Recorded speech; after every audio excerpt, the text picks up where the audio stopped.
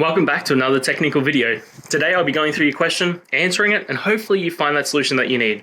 Guys, remember to stay just a little bit crazy like me, and hopefully you get to that resolution. Now, let's continue on.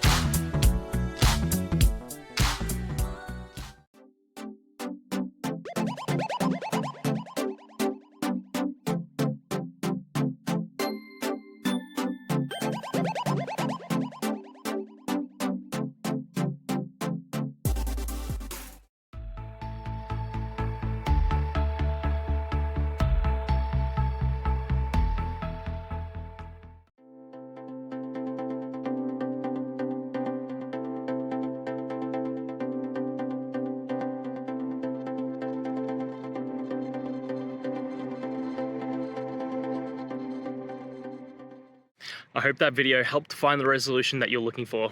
And if it did, please, I'd appreciate it if you could hit subscribe. Until the next time that you need more technical help, I hope you have a great one.